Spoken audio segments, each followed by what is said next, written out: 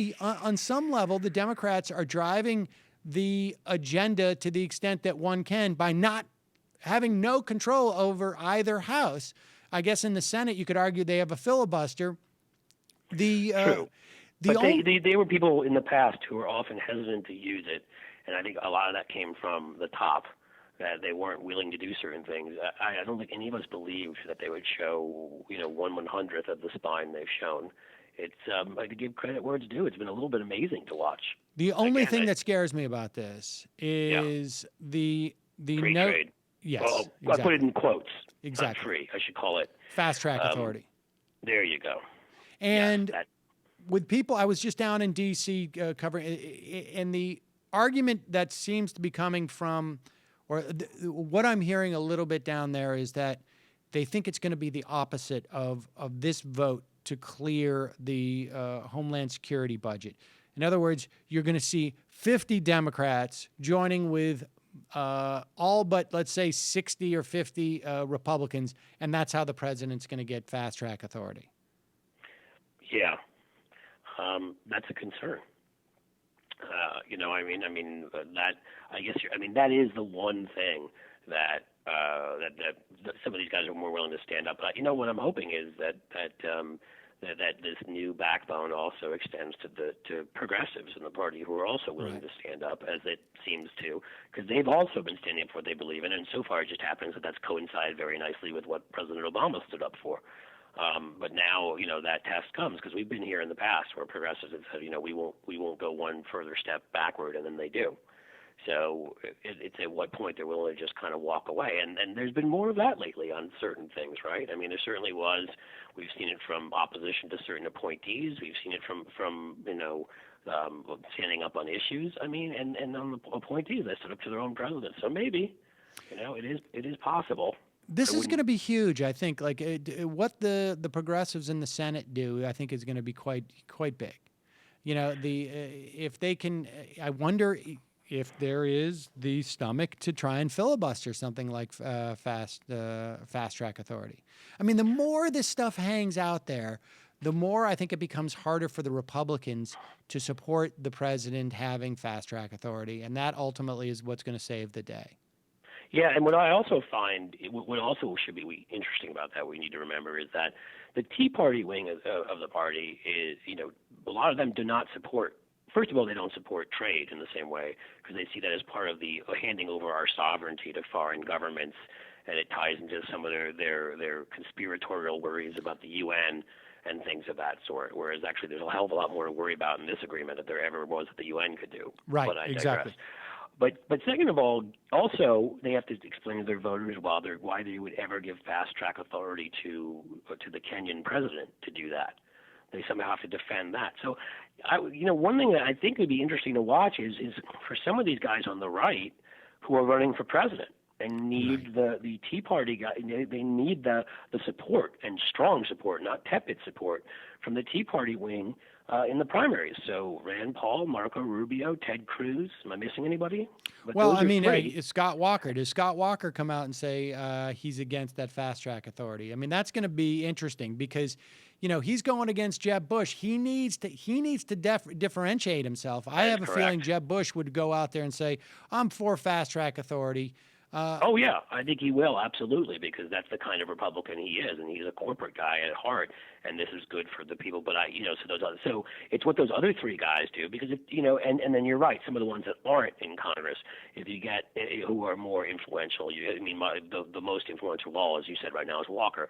But you have to see Huckabee. I mean, some of the real guys who appeal much more to sort of grassroots, evangelical, more conspiratorial conservatives who tend to hate international agreements of any sort, be it a treaty, be it any kind of an alliance and anything else. And so if they come out against it, you could see, I mean, there's some people that just don't need to care because they're right-wing Republicans in right-wing states, and they're probably always going to win as long as they stay good on most other issues.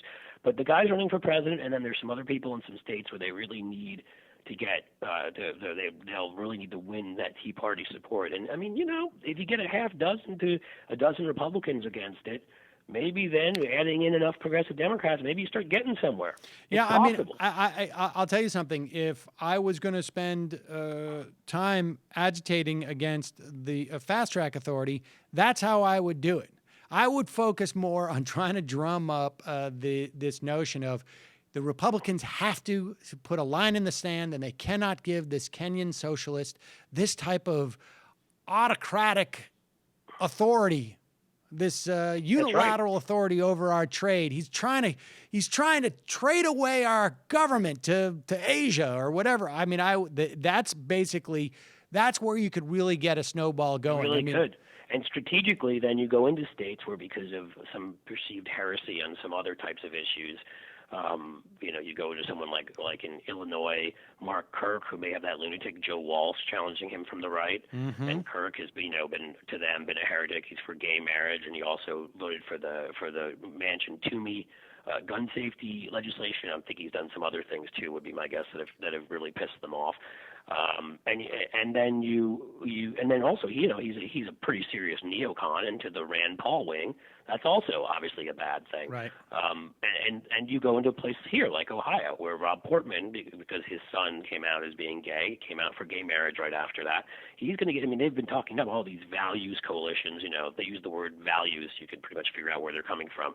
And they're talking about having somebody run to his right. Well, if it's somebody credible and somebody that can raise money, then you're right. You do that nationally, but you also go into the states where you've got A, Republican, presidential contenders, and B, people running in swing states that absolutely must in their primaries have the support of the Tea Party, and frankly have to have it in the general, because if they stay at home, they could lose. I mean, the former governor is it's a great example.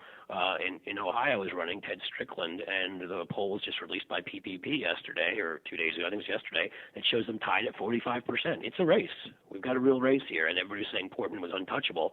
Well, he mostly was, until somebody with a lot of name recognition who could raise a lot of money started to run. And so in other states, there's going to be plenty of other states, if Walsh is willing to run, which it sounds like he is in Illinois, and those are the two I'm thinking of right now. I'm sure there are going to be others. I mean, it's going to be very hard for Mark Kirk to basically, keep the support in the primary, but then win in a general, where really there's a whole number of Democrats in a state like Illinois that could run and beat him in a general. So, then you're starting to, if you get 5 people like that, I mean, you're starting to get, it'd be very hard for those two guys, being that they're both, Portman's an ally of the Bushes. He's as corporate a Republican as there is. So is Mark Kirk. So maybe you just can't get them there. But it'd be fun to kind of force them into a position where they can't be hugely supportive of this thing, even if they're going to eventually vote for it, such that you can pick off Mike Lee type people, of which there are more. Yeah, I mean, it is fascinating to think about how many different political currents are involved in this, particularly in the Senate, like you say, and in races, if it gets stirred up.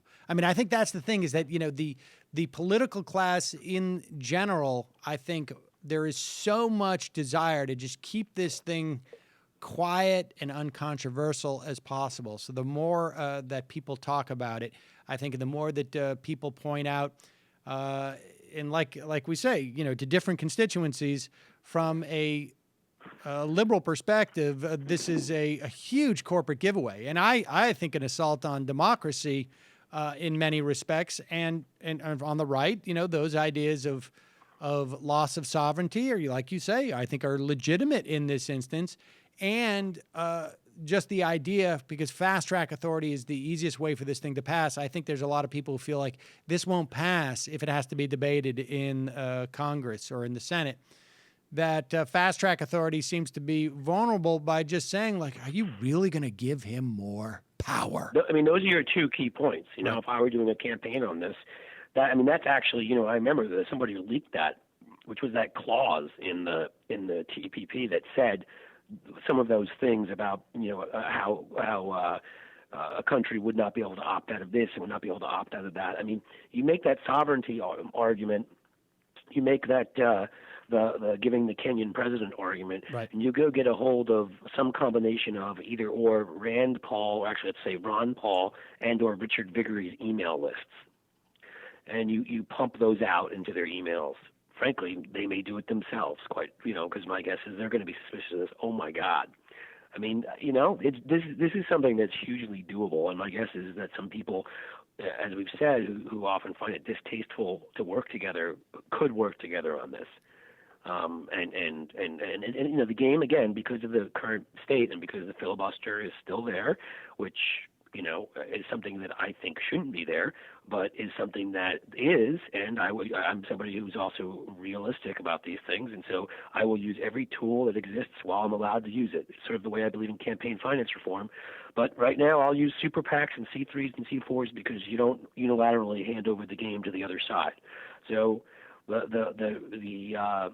the filibuster is there. You got it. All you need to stop this thing, you just got to get your 41 votes, and it's a very doable thing if you're willing to play that game and reach out on the right and drum up, do the same thing that people who advocate for terrible issues like NRA types, whatever, usually do. Reach out to those lists, get on those listservs and start sending out some of this stuff. Use a couple words that get them. Throw the UN in there a couple times. They'll freak out.